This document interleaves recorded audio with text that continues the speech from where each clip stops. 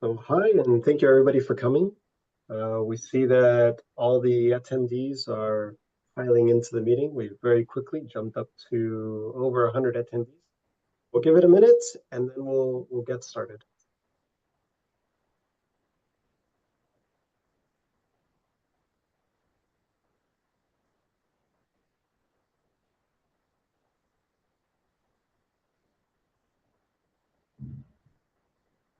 So thank you for joining us for the Global State of the Blueberry Industry preview.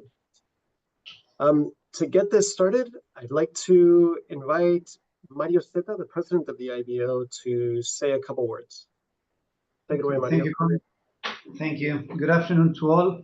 Good to be here together with Colin and Cort and all of you as we launch, this new version of the global state of the industry. I think as we look at the past years and we start thinking of what's coming ahead, this report, which is a fundamental example of, for the industry globally, not the produce industry, I think becomes even more relevant as it happens every year. I think key component of the report obviously is the importance of communication and transparency and the input that's provided. Obviously, the task that Colin and the group has with Cort is to take the information provided and then make sense out of it in a way that, as has been done before, becomes relevant, easy to understand, easy to use to make decisions. And obviously, as the industry is maturing and there's more input coming in from different regions, this becomes even more important. But again, the anything and everything that you can provide us with, in a sound objective basis becomes more and more relevant. So communication and input and transparency is key. The second element here is obviously to reiterate the relevance of IBO, and what's been done now for quite a few years in terms of what IBO represents. And again, this report is probably one of the best examples of what IBO is, does, and wants to be. And to that end, I think it's really important to encourage all of you, attending this meeting and this launch, to really, if you're not a member yet, to really think of joining, and adding, not only because you can access the report and many of you are not members and access it, but because the stronger we make the organization, the better it is for all in terms of what the report represents, but also what's coming. And I won't take too long, but if we think of where the industry is today, I think in talking to Cort and Colin before we started, and it's been kind of a reflection of what we've gone through the last months.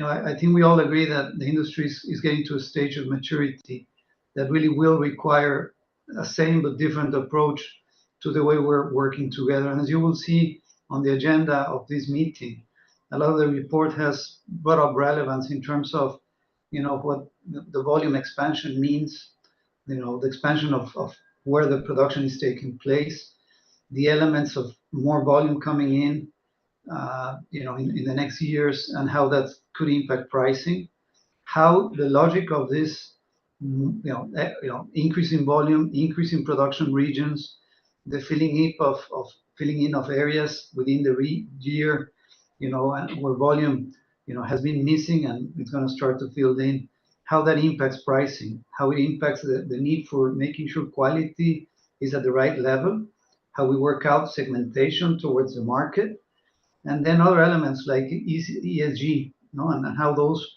are going to have an impact and how we as an industry work towards them and fulfilling our obligations. So again, every year is relevant. I think this one does provide a kind of a point of inflection into what the report represents and what it brings to all of us. And again, on the idea of encouraging you, all of you, to be part of IBO, I do want to mention, obviously, that beyond the report, there's two key elements that we work with within IBO to strengthen the services and what we provide. One are the summits.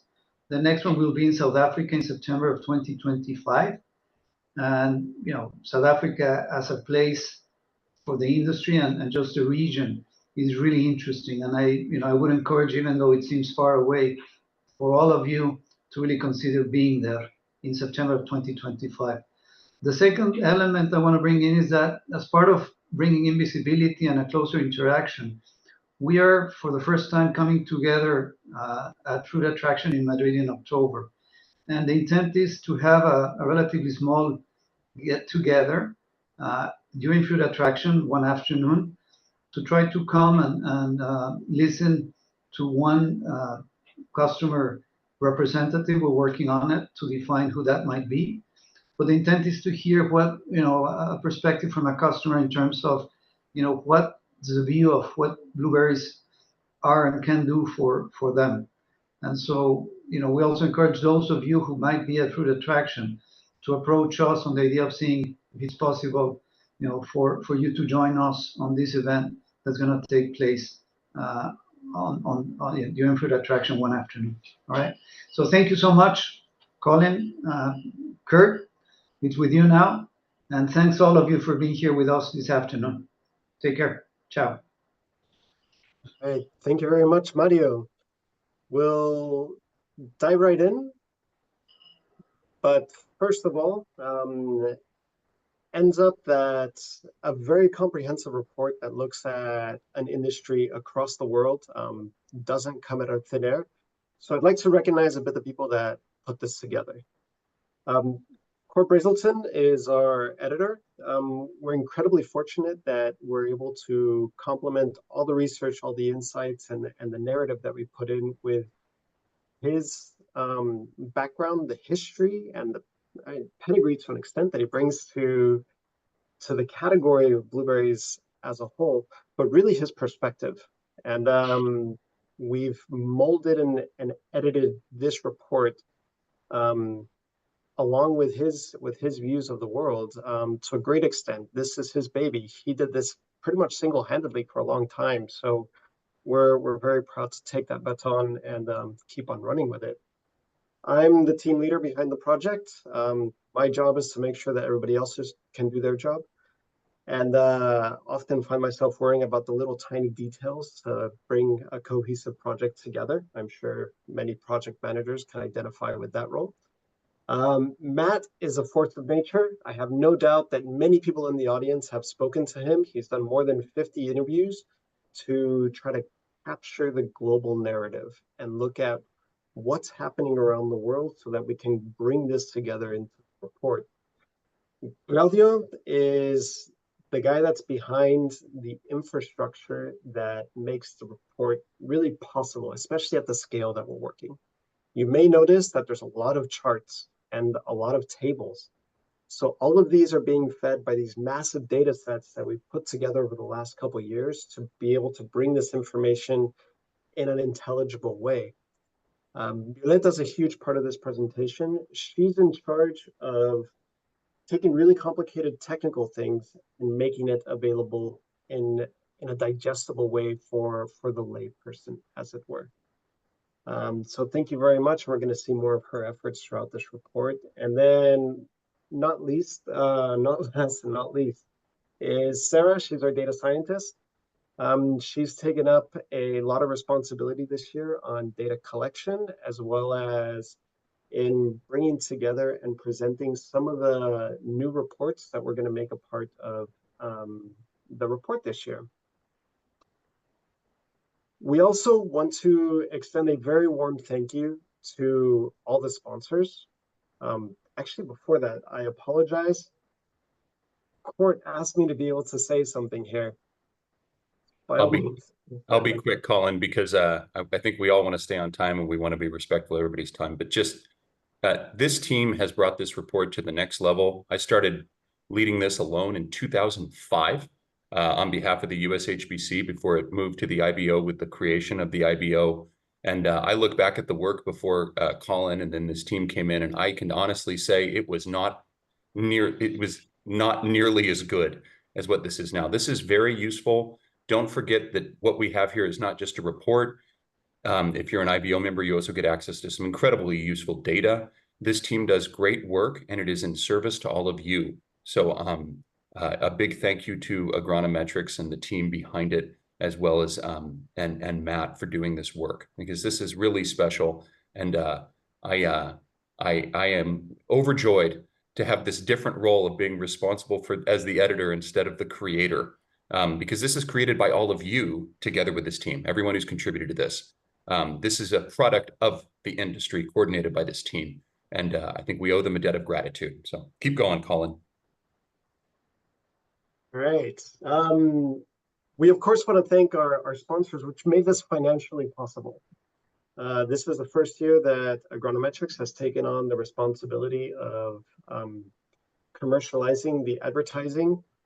It's, quite frankly, the first time as a company we've ever sold any kind of advertising. So we really want to thank these companies that believe in the product, they believe in the industry, and they believe in sharing the information so that everybody can do a better job with it. If you don't see your logo on this list and you would like to be a part of it, please reach out to sales@agronometrics.com and we'll be sure to include you in next year's publication. And without further ado, we'd like to present the cover of this year's report. There's a couple changes, and I don't want to spend too much time on this, although it is very, very pretty. We actually changed the name of the report. So instead of the Global State of the Blueberry Industry Report, which is a bit of a mouthful, we shortened that to the IBO report, which is kind of the colloquial name for it anyway. And there's a couple Easter eggs hidden within this cover. One of them you might notice is the gigantic blueberry. That's the big circle in it. It might not be immediately obvious, but that's the design. And the other one is these interesting lines that are curling around the blueberry. And that's kind of the nerdy Easter egg. That's actually a chart that represents the production by origin. So these are the biggest producers across the world. There's going to be a little section inside the report explaining it. The big line is China. The second one is the US, followed by Peru, and then Mexico, Chile, etc. So we thought this was a fun way of integrating aesthetics with a bit of a technical edge. And now we'll actually dive into the data. These are the global pricing trends, a section that was new to last year's report, and we're happy to expand on it based on everybody's feedback this year. And this year's a doozy. I think there's two really important narratives that we can take away from this chart. The first part is looking at 2022 to 2014 to 22. What we see there is an incredible pace of growth. I mean, in this span of 9 years, the industry went from 250,000 metric tons to almost 900,000 metric tons. These are import volumes. That's what we're able to capture the prices. So it's not representative of production, but it does give you an idea of the scale at which the industry has grown.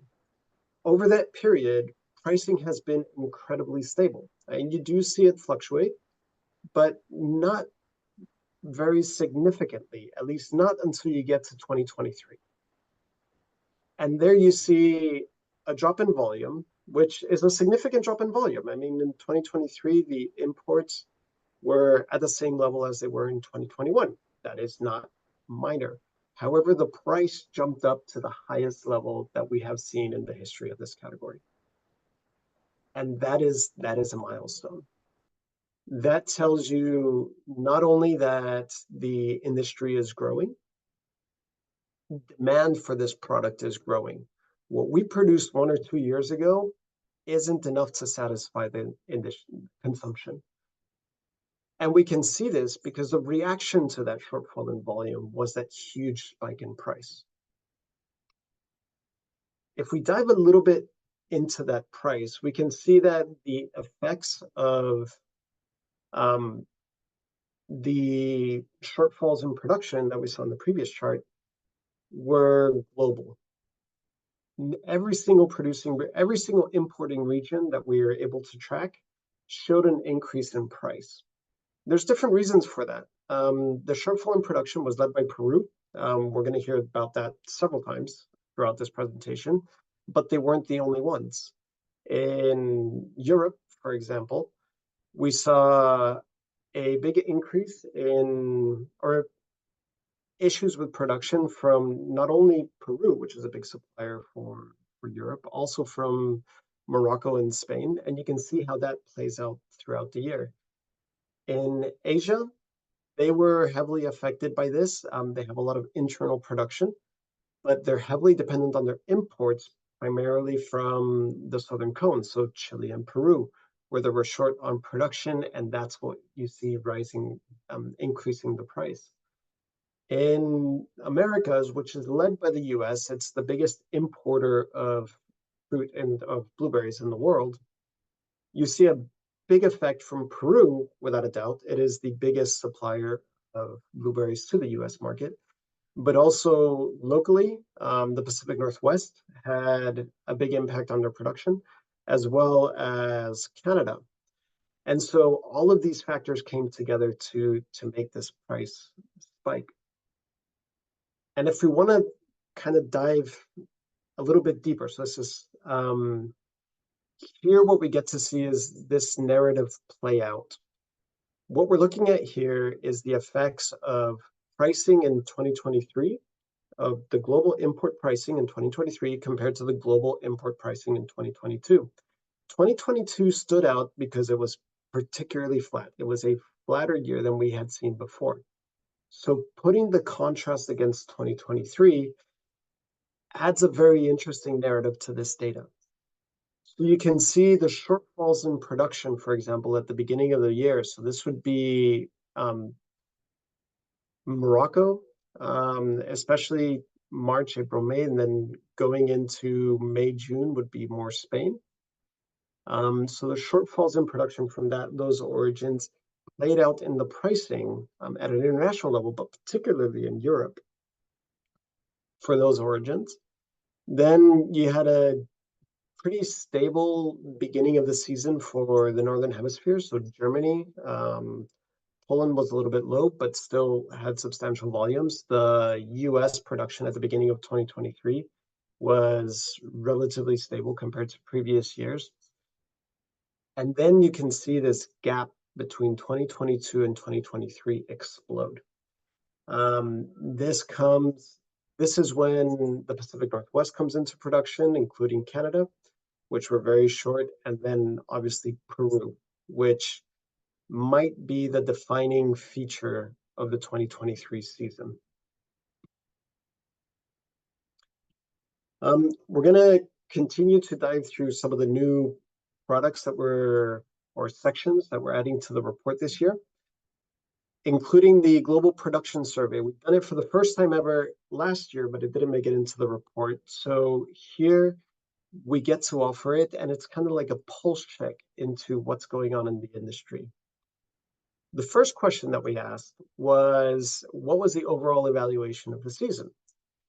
And interestingly, we saw that compared to 2022, 2023 was closer to as expected. Arguably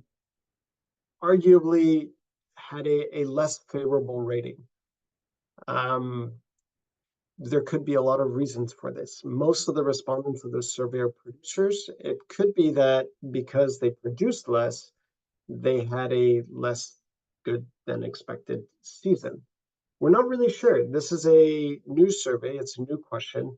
We're going to see how this evolves over time, and if we're able to draw conclusions specific for the industry as a whole from one question like this.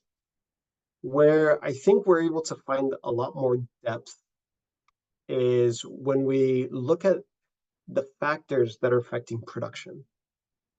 And this was the second question right after the first one. And here there's a lot of things that stand out, especially when we compare it to the answers in 2022. The thing that jumps out the most for me is that across the board, just about every single category showed improvement. There's a couple that stand out, namely the price, which we had just looked at in the previous slides, as well as shipping and transport. Those were the ones that shifted the most to a positive, the positive side of the chart. And these have narratives behind it. In the case of shipping and transport, in 2022, we're on the coattails of the pandemic. There was all the issues with containers, and the spot container price was through the roof. In 2023, that normalized, and I believe that's what we're seeing reflected here in this chart. Then if we look at what is the most positive, or what the most positive side of the industry is, it's growth in demand, it's new genetics, it's promotional campaigns, market access. It's a lot of the commercial terms within which affect the industry. The most negative ones are costs, in particular labor costs and cost of fertilization and petrol. Of note is the cost of fertilization and the cost of petrol increased considerably. Again, there's a narrative behind this. So in 2022, right after the Ukraine war started off, the prices increased dramatically. They have since normalized, and we're seeing that reflected in this chart. The markers that are more neutral are access to water, political stability, labor availability, access to capital, shipping and transport costs, and weather. These are kind of the factors that need to exist for the industry to exist. And these are the ones that are seen as most neutral, which I think is also an interesting perspective that this brings to the interesting conversation that this brings to the forefront. The last parameter or the last new metric that we want to bring forward into this report, into existence, is looking at the industry's net promoter score. So the question was, how likely are you to invite a friend or a colleague to be a part of the industry? And the net promoter score for that was 4.3, which is an insanely high number. And I think this number is reflective of the growth that we saw in the volumes, coupled by that stable pricing. There's opportunity, there's excitement, there's growth, and people in this industry are not only a party to that, but they are really creating it. I think it's going to be very interesting to see how this metric evolves with the industry. As things normalize, as the industry matures, what will the net promoter score tell us about what's going on the ground? And we will continue to ask this question, and we'll have those narratives and those stories to be able to add into the State of the Industry report in future versions. That said, that's my spiel. And we'll pass the baton on to Cort to dive into industry trends. Take it away. All right. Thank you, Colin. And just as a reminder, for those who may know or not, these industry trends are not coming from this team. These are coming from the contributors who have been interviewed in this report, as well as comparing those to the data and the information that's available. So none of these trends that are shared are the opinion of this team or the IBO. It's an aggregation of trends from particularly the interviews that Matthew Ogg has done with the contributors invited to interview for this report. I will do my very best to summarize them. And it's looking, Colin, like I do not have control like I did before. So I'm going to need you to toggle through the slides for me. Let's go to the next one. Go. Try now. I think I just gave you control. But... All right. I feel in control. Let's make sure. There we go. Sorry, guys. All right. I see comments in the question chat about abiotic stress, a fancy word for things that are not involving the biology of the plants. Big trend, I think this is the big trend of the year, and one that we need to pay attention to long-term because we are facing greater climatic variability around the world. We've had major weather events affecting quality, affecting volumes, affecting availability, and also revealing other things. Who has stronger cold chain, which varieties are performing more effectively and which are not. But the core trend here is we are facing ever more significant climatic variability. It is impacting our yields and impacting quality implications in the market. And it's something that we as an industry have an opportunity to get ahead of. This has been a big theme for the last year and a half. Personally, I've talked to growers over the last 18 months, and with the exception of recent months for many growers where things have improved somewhat, be it a better crop in Spain and Morocco or a better one here at home where I live in the Pacific Northwest, throughout 23 and even early 24, most people around the world did not have a great crop. And a lot of that ties back to weather or questions on things like pollination or other items that may also be related to weather. Let's see. The other big trend, and Mario represented this at his introduction, the benchmarks on quality are moving. Our industry has spent an extended period of time working towards, on the fresh side, developing a 52-week supply curve of availability. It wasn't so long ago that there were significant portions of the year when there was incredibly low volume or even no volume, some weeks of fruit. That was not long ago, folks, and that has changed. Now that there is consistency and availability, the shift is moving more towards quality. Now, quality generally defined in firmness, size, flavor, texture, shelf life, and cosmetics. But this is one of the major dominant trends that goes beyond what happened in 23 or 24. It's playing into how genetics work their way through the industry and how companies compete with genetics, but also supply chain, logistics, and cold chain, and all the other factors that affect quality that ultimately lands in that shelf to the consumer and the fruit they eat when they bring it home. So the market is increasingly incentivizing quality in price, particularly in some markets in Europe and the US and Asia. We are starting to see differentiation by quality relative to price more actively, not always by variety, but certainly by quality, and the early categories of quality of category segmentation as well. We are starting to see new SKU types developing at retail, which is starting to impact all the way down in the supply chain down to the grower.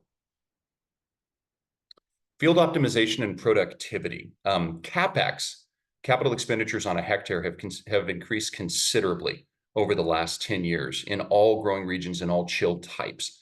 There are big focuses on increasing yield, enhancing efficiencies. Machine harvesting for fresh, particularly in high chill, continues to be the holy grail that many are pursuing, although it is not yet scalable in a way that it delivers better quality. I have some friends locally here who say every variety is a machine harvest variety when you have no labor, but that is not necessarily driving quality into the system. It's addressing a barrier to operating. There is a lot of work happening on the genetic side. There's a lot of work happening on the machine harvesting technology side, as well as the post-harvest side of the equation, and also field design. So this is something we're going to continue to hear about. It is elusive. It is not reasonable to say at this juncture that there is a breakthrough, but there's a lot of people through the industry working on it, and it's a dominant trend. Substrate growing also continues to have a profound impact on where blueberries are grown and how they are grown. Blueberries moving to substrate allows them to move away from a focus on soil quality and focus on water availability, labor, and other dynamics. The core trend, it's led by high chill, new harvest technology, and field design. We are in the early stages of these things starting to coalesce into a gradual march to a machine harvest fresh paradigm shift that is anticipated by some to occur sometime in the next decade.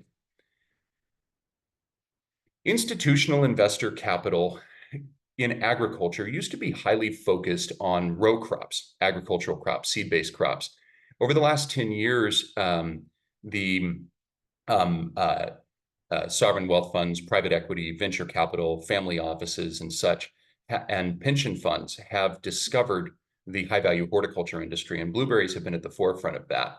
What is interesting to watch to date is that institutional investors have flowed more into the opportunities in blueberries that offer the fastest ROI and the highest internal rate of return, what we would call skimming the froth, a good friend of mine likes to say. And what that has done is also driven some imbalances. One of the drivers behind the new peaks being in the previous valleys of supply is driven by institutional capital flowing into those parts of the world, but not necessarily focused on a balanced approach. We don't yet see a balanced portfolio or risk-adjusted portfolio approach by investors focused on creating consistency of year-round supply or consistency of year-round quality. There is also a big focus by investor capital on the, let's call it the more premium space driven by the genetics side, and that's increasingly a prerequisite for where they invest as well. But this trend has been here for some years, and it is not going away. If anything, it's accelerating, but it is starting to generate some imbalances in year-round supply, and something we need to be attentive to. Environmental, social, and governance remain a major focus for the industry. We talked about this last year. Certifications are becoming more important, and all of the items represented here in these bullets indicate the items that are becoming important to the market, highly consumer and market driven. This is ever more important in the industry and a trend worth discussing. Putting together some of these imbalances mentioned and some of the impacts of the growth that's happened over the last 5 years and 7 years in particular, the new peaks are now what used to be the shoulders of undersupply as we look to the future. If we forecast this out, we are getting very close to, we've always said July is blueberry month in the Northern Hemisphere. Well, it's looking very likely that October will be blueberry month in the global market here very soon, if not this year. If anything, the El Nino event in Peru delayed that a little bit. But the Northern Hemisphere summer, and to a lesser degree the Southern Hemisphere summer, are forecasted to be the new supply gaps. And supply gaps in 2 ways. One, total volume, but also improved quality as a percentage of that total volume. The market's looking for better quality relative to the norms established previously.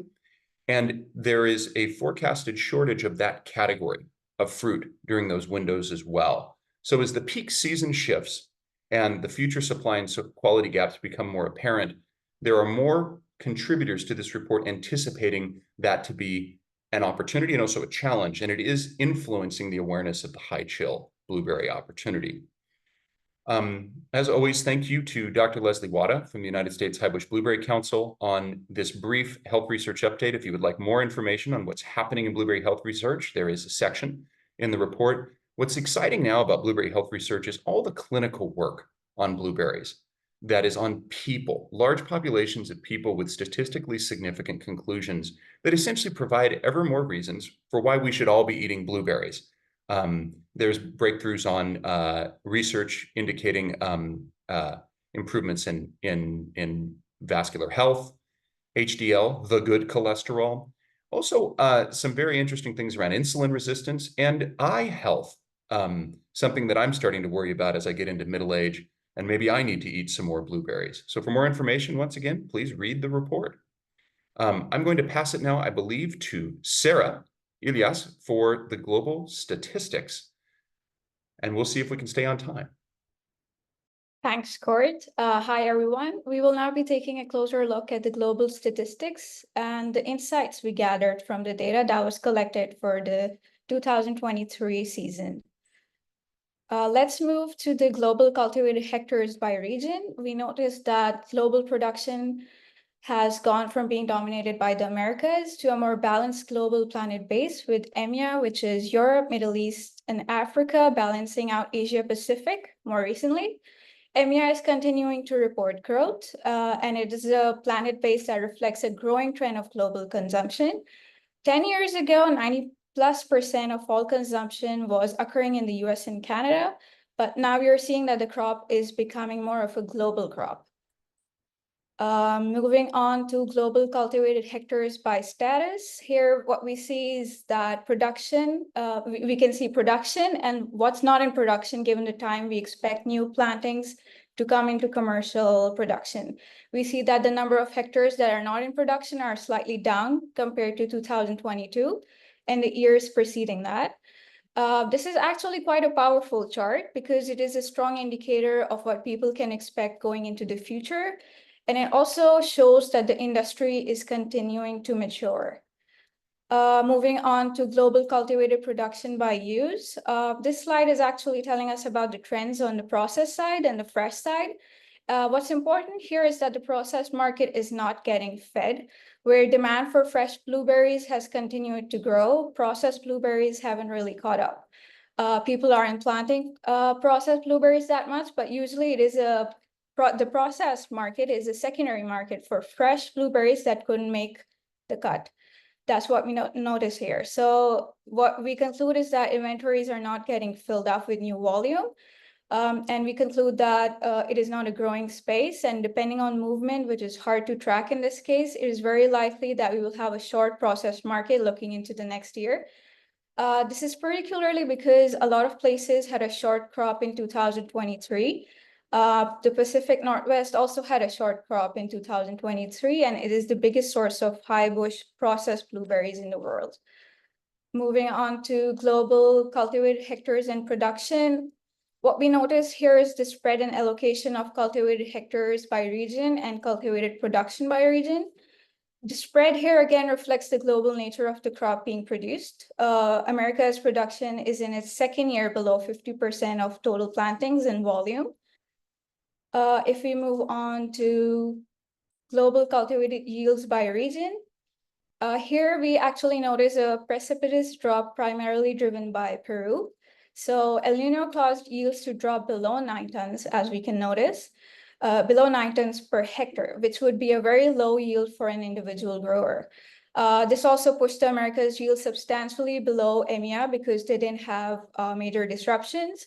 The chart also indicates that the global average yields are still far below the break-even returns. The break-even yields for a blueberry farm on average ranges from 12 to 16 tons per hectare. So if the average is below 9, it also means that there are young fields that aren't in mature production, meaning that there are a lot of fields that do not have a competitive yield and are likely going to go out of business.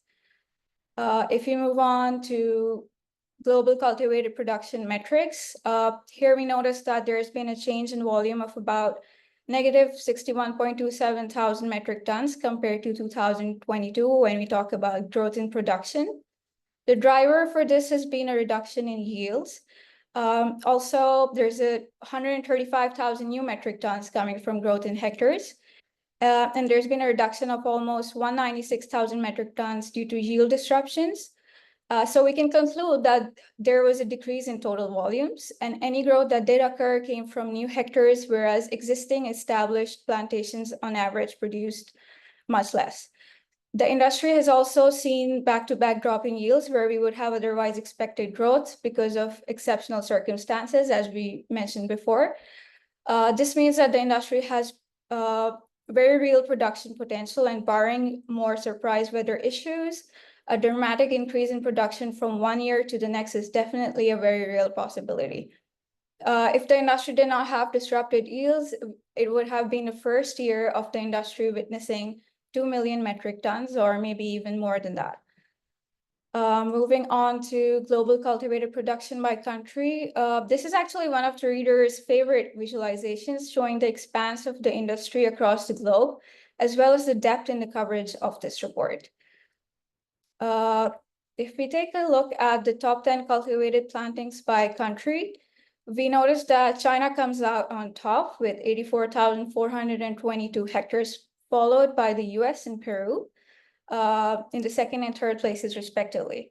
We also noticed that Poland and Morocco rose up in rankings, while Canada saw a drop in its rankings.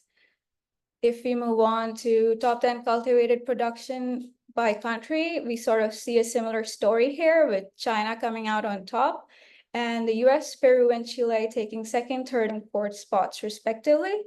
The US and Spain in this case rose in rankings, while Peru and Canada saw a drop in their rankings. Taking a look at the next slide, which is the top 10 cultivated fresh production by country, we notice here that there's been a high diversion to the fresh market in the regions that have a big processed industry. We see that, we know that US, Chile, and Canada are big processed producers, but when the market is short, they tend to go fresh. Also here, we noticed that China rose in rankings, while Peru, Mexico, and Poland saw a drop in their rankings. Moving on to top 10 cultivated processed production by country, we see that China was again at the top, with the US and Chile in the second and third places respectively. China continues to have a very large supply of low-grade processed blueberries, and it's actually difficult to track this data in China. But US, Chile, and Canada are the dominant suppliers after China of frozen blueberries and IQF blueberries. If we move on to the next slide, which is the top 10 fresh cultivated exports by country, we noticed that Mexico, Morocco, the US, and Canada rose in rankings, while Chile, Spain, and Poland fell in rankings. An important thing to note here is that the Netherlands did not produce 95,000 metric tons, but they tend to receive a lot and they tend to reship a lot. So that's what's going on here with this number. Moving on to the next slide, which is the top 10 fresh cultivated imports by country. We noticed that the US remains at the top, followed by the Netherlands and Germany. Spain, Poland, and France in this case rose up, and Canada and Hong Kong saw a drop. If we take a look at global wild production by country, we see that global share of processed production has gone down to 24% from its high of 40+% in 2016. And we conclude that low bush is not growing, but it's a stable supply and a stable market. Moving on to global cultivated and wild processed production by category. We notice here that fresh share of production remains equivalent to 2022 levels, which is 65% of the total. Fresh and processed volumes remain below 2 million metric tons in 2023. This actually concludes the global statistics section of the report. And I will now ask Colin, who is the editor, Cort, who is the editor of the report, to conclude the presentation, and he'll be adding some of his recommendations as well. Over to you, Cort. Thank you, Sarah. All right, so I'd like to try to not repeat the trends, but try to tie together some of the things we've heard. I'd like to just take a minute and come back to these historical dynamics around where we have been in fresh and processed supply versus where we are. One of the biggest shifts we've seen has come from the Americas in total availability, but this could indeed turn around at any given time. While 2023 saw about 1.7 million metric tons fresh and processed, and that's considerable growth, as you can see here in this dip, there's not a huge number of hectares that have necessarily come out in the Americas. It's just been somewhat disrupted. So I'm going to mention this a few times, but keep this in your head. The next trend I want to focus on before we get out here, this is the summary that shows the last few years of hectares growth next to the 2023 total production, the diversion to fresh at 1.27 million metric tons, and the processed diversion slightly down from the previous year of 517,000 metric tons. But if you look at the hectares figures from 2019 to 2020, 2021, what we see is about 15 to 20,000 new hectares going in per year. What this table doesn't show is the CapEx expenditure on the establishment of a hectare. And what has happened there in the last 10 years is a substantial increase in the total average investment being made in a hectare to increase yield and productivity, new types of growing technologies, substrate, tunnels, new field design, improved fertigation systems, not to mention the considerable investments in coolers, cold chain, all those sorts of things. Taking an average of that per hectare cost indicates that on an annual basis, for the industries to sustain this annual growth rate requires about $1.9 to $2.4 billion of capital just for CapEx per year. That is the flow rate of CapEx into this industry behind this story. This was a late aha that I had looking at these. It's like, wow, that's a really sustained growth rate of hectares. What does it cost? And that says a lot about how much our industry is also matured and professionalized, and the impact of institutional capital and banks and all the other sources of supply. It also says a lot about where the cash flow has been for some of these regions. A lot of these CapEx has also occurred partially or wholly with cash flow from operations. So I bring that up just to consider how different the game is today versus 15 years ago. These numbers were very small compared to this 15 years ago. The industry has changed a great deal. This is a hard table to read. As you can see here, 2021 fresh processed total, 2022 fresh processed total, 2023 fresh processed total. I just want to call out that, as you'll note here, when the volumes are short, the diversion goes more to fresh than processed. The processed space is getting more starved of fruit. And it's important to notice that a large chunk of this processed volume that is in China is not A-grade IQF, it's mainly juice and it stays in China. So the volumes in the United States, Canada, and South America represent the vast majority of global supply of A-grade IQF. And if you compare these figures over recent years, we see a shortage of A-grade IQF in the market. Why is it not yet really reflected in pricing? Because it's a highly dispersed handling market. There is no handler that holds more than 5% of total volume of A-grade IQF. On the fresh side, you can see this decline in volume. We are almost back down to 2021 levels in 2023 due to the very weather disruptions we've discussed a lot during this presentation. So, conclusions and recommendations. Big picture. While we say global average pricing reflects stable and growing demand and does indicate that we have increasingly inelastic global demand, input and capex costs and operating costs do remain a concern. They're better. But if you compare the costs of establishing a hectare or operating a hectare of blueberries today versus 5 years ago, the impacts of the inflationary events, the COVID-19 crisis have all had an intense impact that is creating margin compression. Pricing is reasonably stable, but margin compression is also very real. And there was a comment in the chat that I responded to as well. This sentiment that is not necessarily so thrilled with 2023, I personally believe it has a lot to do with the yield downside. Just because prices were up on average does not mean all growers made up for that short crop on price. We don't want to miss the trend around climate volatility. This is important because as we look at the increased volumes coming from new plantings, it's getting offset by yield reductions in growth regions to date. But that does not mean it's going to be that way forever. If we look at this future volume note, just a heads up, 2023 was short, almost 200,000 metric tons due to yield disruptions. If we were to ever have that big crop year where yields are steady or up and new hectares come online, it's highly likely the industry will experience a short-term supply shock. And that is a heads up for everyone. What it's also important to note is that would be a short-term supply shock. We still have increasingly inelastic demand. We have global consumption growth sustaining this, but we are going to probably have a supply shock. Just because the weather is getting more volatile doesn't mean it can't be stable for a year at some point as well. The fast-growing counter-seasonal supply has made the counter-season the new peak, and the Northern Hemisphere summer is predicted to be the new supply gap. It's not here yet, but it's coming. And institutional capital has profoundly influenced industry growth and has created some imbalances mentioned previously. The industry sentiment is trending positive. I want to call out some of the areas that didn't show improvements as well. And that's water access, something that we can tie back to climate variability as well. And that we do have indications of early stages of genetics fatigue. If you note, the perspective on genetics did not improve, it dipped down slightly. And my read on that, remember, I get to have a little editorial component on this.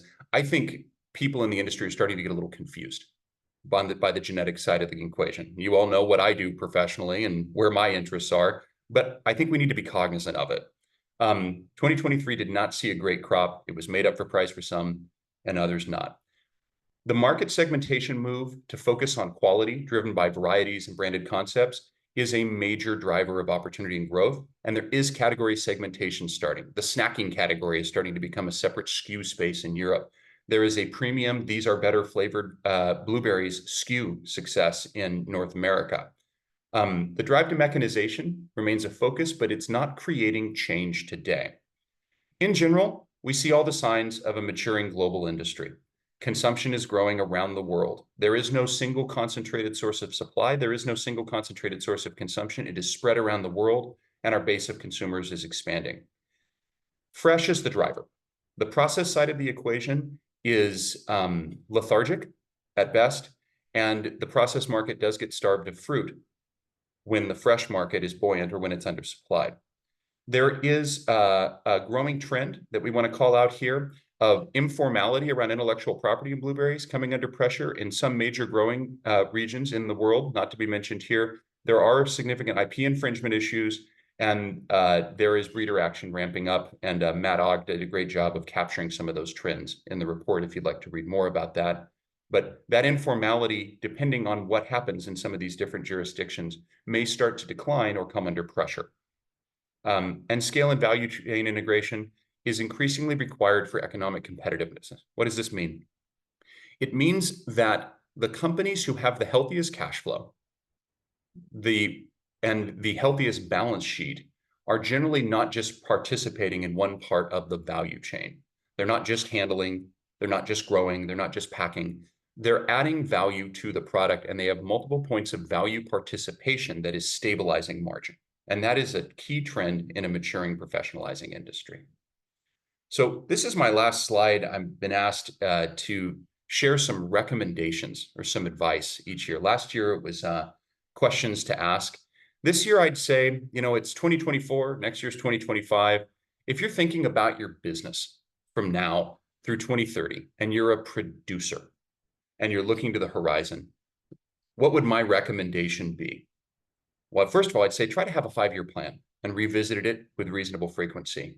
And in that 5-year plan, I'd recommend that you have the following bullets considered when you think about it. What are the markets that I want to serve for quality, and what quality do they need? What is going to be my point of difference?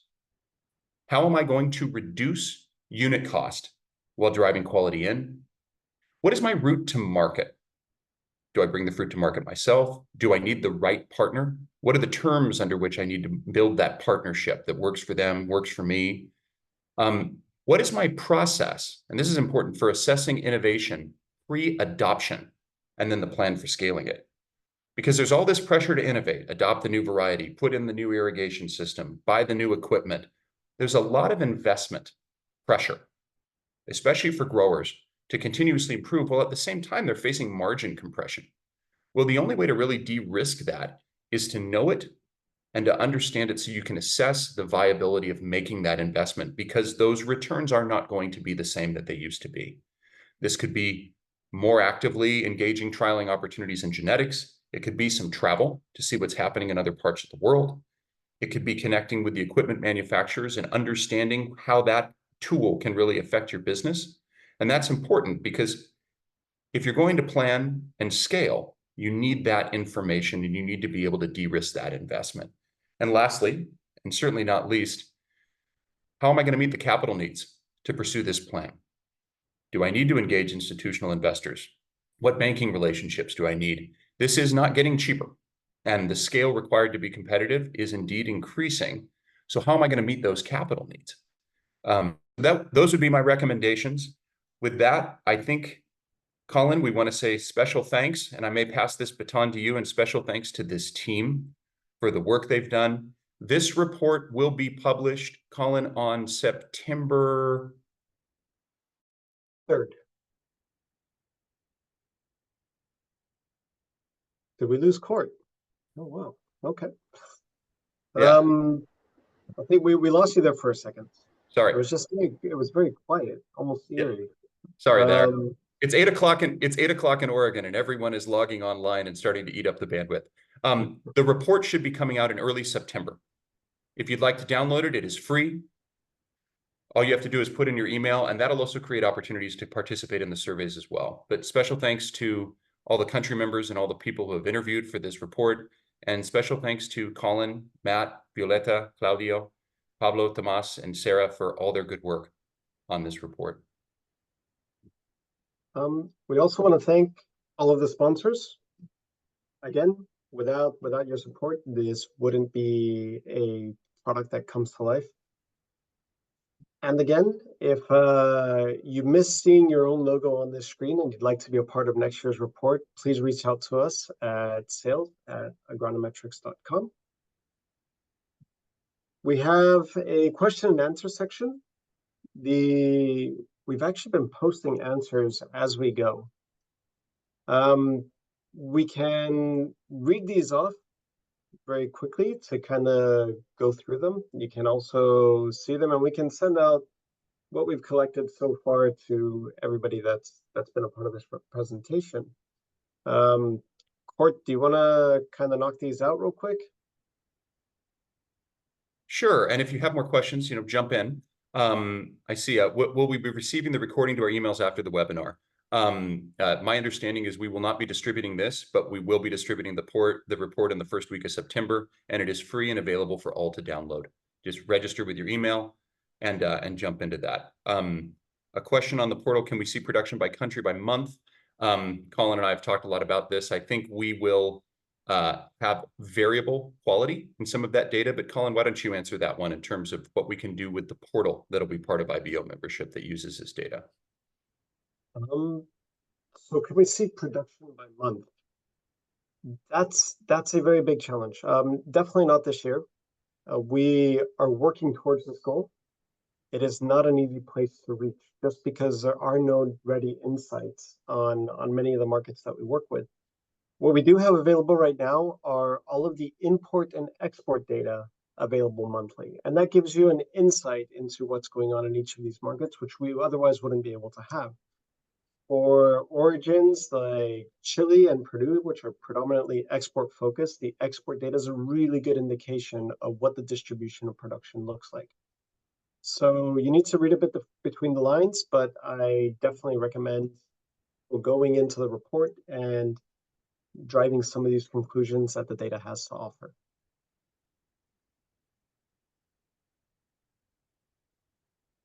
Which ones are we on? I'm a bit lost. We also have What coming are you in, typing on these? we have one coming in direct to the hosts and panelists. Apart from the genetics, which innovation on the fields and production do you think is the most important for the following 5 to 10 years? And that is from Pablo Alarco. A couple things. There's a lot of breakthroughs on post-harvest that are potentially going to impact shelf life in blueberries. But the biggie is machine harvesting, which is the convergence of genetics, field design, and the machine harvesting, because it changes the unit economics completely in the business, particularly if it combines with fruit with a long shelf life. I think we have actually answered a lot of these other questions, and I don't see new ones. And I see Mario's hand up. So we have an anonymous attendee who said, can you explain a little more about the pricing factors that affect it? We have more inelastic demand. Volumes always impact market pricing on the fresh side. Inventories and perception of inventories has a profound effect on pricing on the process side, and sometimes perception more than reality. But additionally, there is growing market segmentation that is structuring pricing very different by quality, quality type, variety platform, and also in some cases brands or source, companies or country affects a lot of this. So it's very multidimensional and also market dependent. So it's probably one of the hardest questions to answer in a simple way. And also, if you ask 100 people that are close to that question, you will get different answers. But that is my very best general comment. And then I want to get to Mario, but Fernando, you asked, do you consider the future of the blueberry business is focusing on premium varieties? I would zoom out from blueberries and say in produce, if a category focuses strictly on premium, I can't tell you what premium means anymore. So I think points of reference, I think the biggest focus of the industry that is for the good of all is improving that average quality. A large portion of consumer experiences today, there's a high frequency of negative consumer experiences with blueberries still. Our biggest opportunity is to reduce those. That is done by improving the average quality. That tide needs to rise for everyone. On top of that, our comparative premiums on quality or other segmentation or differentiation strategies that may very well indeed continue to generate price premiums relative to the average. But I think it's fair to say that the general direction of the category, first and foremost, is moving the needle on the average, on that quality experience. And I'm going to move to Mario. Your hand's been up a little bit, and I'd ask maybe you help me out on that question as well. Yeah, No, I think you covered well, Kurt. I want to reflect two things. One, on this one, let's also remember that it's about us and how we compete amongst ourselves precisely to raise the average. The level has to go up. But this is about how we compete to other products, and that's the key component of raising the base, okay, to compete better against other products, but also then how we segment better. So you generate that difference because, as you said, if everything is premium, then what's premium, all right? And that's, I think, the key challenge. And it is about the genetics, but it's also about field management and also how we get to market. That's a key component to make sure that then, you know, the what comes from the field actually reflects upon what the consumer gets. All right. And the second element I want to bring is look at the nature of the presentation. And apologies that I broke out from the presentation for a while, but look at the, you know, what the report brings in. Look at how it's evolving. Those of you that are on the call that were here before, look at how it's really becoming even better as a tool. And then, you know, look at the value of the exchanges, no, that we have. And I want to get on, you know, to really push for all of you to really join IBO. Okay, you're gonna get the report free, which is good. I mean, everyone gains by having access to good information. Then we all can make better decisions. But really do place the value of joining the organization. I think it's really, really important, please. Okay, and this is a reflection of the value. All right, that's what I wanted to say, Kurt and Curly. Thank you.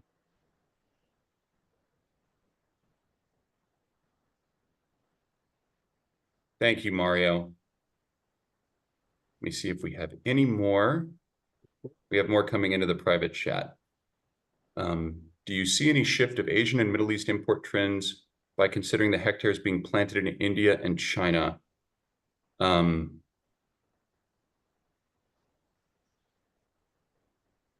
Middle East is a consuming region now, and it was not 10 years ago. It's a diverse place. The majority of the supply today into that market still tends to come from Europe, North Africa, and then the exporters from the southern cone of South America and South Africa. I can say anecdotally, there are discussions as it pertains to production in India and supply in India that as production there grows and continues to serve that nascent consuming market, that there's a natural tendency to think that one of the first places exports would occur is to the Middle East for obvious proximity reasons. I would also add that looking to the future, South Africa is logistically better suited to serve the Middle East and elsewhere. Another cool comment is there is blueberry production happening in the Middle East. It's limited.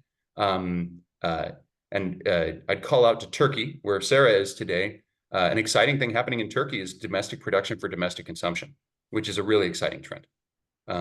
So I think I would expand the trend everywhere. The blueberries are being grown in lots of places. They're going to lots of places, and they're being consumed in lots of places.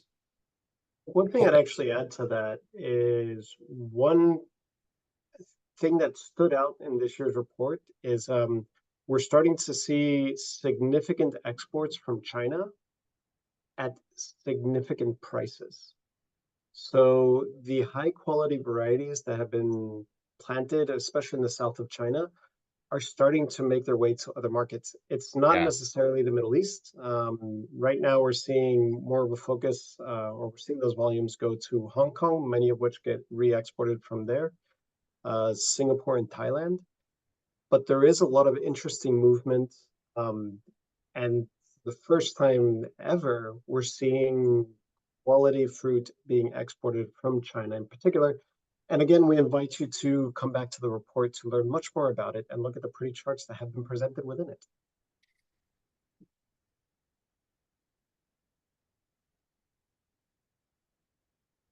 I think we can maybe take one more question, and then we can leave it at that.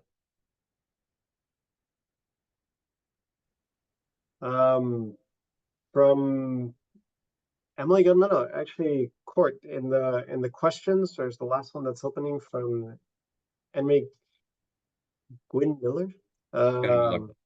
Yeah. I apologize for that. Looking at, in regards to process market and the widening gap between supply and demand, is there an opportunity for more hectares tailored to process only? Or would you advise growers to continue to manage dual purpose production? And that's a good question for Cort. I think the answer is both. There is an opportunity for consolidation of production and supply in the process market, but just like the trend in the fresh market, it needs to be oriented towards quality or specific use, occasion, or category segmentation. So that's a harder uphill climb, because what the process industry has become at times is either a premium play of very specific fields allocated to A-grade IGF businesses that are very established, and those continue, and they do have some scaling going on, but the big struggle of having varieties and fields designated for new uses on the process side has been an opportunity for years, but it's not really materializing because of the development work required. You can't just create that supply and hope that the usage happens. My guess is at some point in the next 20 or 30 years, there will be consumer packaged goods products, for example, in the market that depend on certain types of blueberries, and that there is designated supply for that. I think it's feasible. It seems to be very difficult to execute because the growing and handling of processed is extremely dispersed, and very hard to get that integration and market alignment to happen. It's very, very disorderly. Meanwhile, processed blueberries do continue to also be a byproduct from fields that are fresh focused. And so I think there's opportunities there, but it's not where most of the focus is going and a lot of the money today. That doesn't mean it's not an opportunity in the future. I have one that's near and dear to my heart from Bo Hu here in our private chat with the panel. What do you think the opportunity for Northern China blueberry planting is? So just like everywhere else in the world, we anticipate in our volumes that the summer is going to be a period of undersupply, both of volume, but also quality as a percentage of volume. The Chinese summer supply is very concentrated in the northeastern coast of China, and the quality is variable. There is good quality during that period of time, but there's also lots of other challenges. And I'm sharing a personal opinion on this, but I think there is a considerable opportunity for summer supply and high chill planting in production in China that results in better fruit quality, so there can be sustained fruit quality coming from this mainly southwestern China supply of really better fruit, better varieties, better execution, led by a couple companies, that feeds into a period of summer supply of better fruit. One of the reasons I think more feasible in China to scale at some point is because that market is uniquely willing to pay for quality. So there's a strong price incentive to create that quality. Am I convinced that where the high chill production is happening today is where it should be horticulturally for China? No, I'm not convinced. It's where it's happening right now. Shandong, Liaoning, to a lesser degree, Harbin and Jiangsu. But there's a lot of production all over the place in China, but we may not have found the right place to really produce that quality of the future for China in the summertime. It's an exciting question, and I think it's one for the industry to answer. All right, with that, we're gonna move along to our last slide. This is the report release date.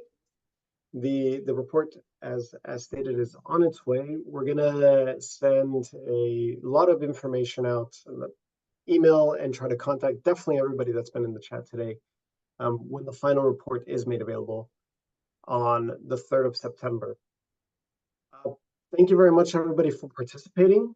We had, at one point, I believe, 300 participants, or somewhere around there. It's great to be able to bring the industry together to share this knowledge and this information, so that, as Mario stated before, everybody can make better decisions, more informed decisions. We look forward to continuing to serve you, and I suppose we'll sign off for now. Thank you very much. Thank you, everyone. Thank you, everyone. Bye-bye. Thanks.